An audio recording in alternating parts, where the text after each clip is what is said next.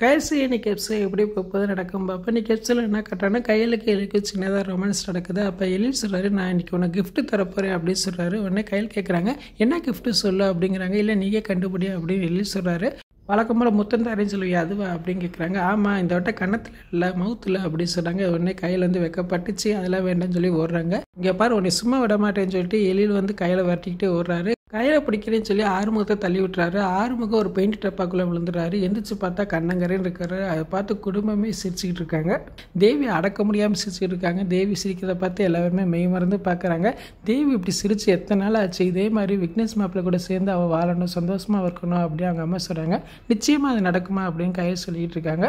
அதுக்கப்புறம் பார்த்தா டேனியல் அன்பை பார்க்குறக்கா வீட்டுக்கே வராரு. அன்பை பார்த்து சொல்கிறாரு, உன்னை போலீஸை பார்க்குறதுல எவ்வளோ சந்தோஷம் தெரியுமா, உன்னை போலீஸ் ஆனோன்னா உன் நேரில் வாழ்த்து சொல்லலாம்னு நினச்சா அதை வீட்டுக்கு வந்தேன் அப்படின்னு சொல்கிறாரு. இப்போ பொன்னாடையெல்லாம் போத்துறாரு, கையில் கிஃப்ட்லாம் கொடுக்குறாரு. உடனே எல்லாரும் யோசிக்கிறாங்க, கவலைப்படாதீங்க, இது கிஃப்ட்டு தான், வேறு ஒன்றும் நீங்கள் பயப்படுற மாதிரிலாம் ஒன்றும் இல்லை அப்படின்னு சொல்கிறாரு. டேனியல் அன்பு சேர்ந்து செல்ஃபிலாம் எடுத்துகிட்டு கிளம்பி போயிடுறாரு. வேறு எல்லா பேரும் சேர்ந்து மூர்த்தியோட கடத்திர போலாக்கு எல்லாத்தையும் க்ளீன் பண்ணணும் அப்படின்னு சொல்லி கிளம்பி போய்கிட்டு இருக்காங்க. அந்நேரம் அன்பு வரான்.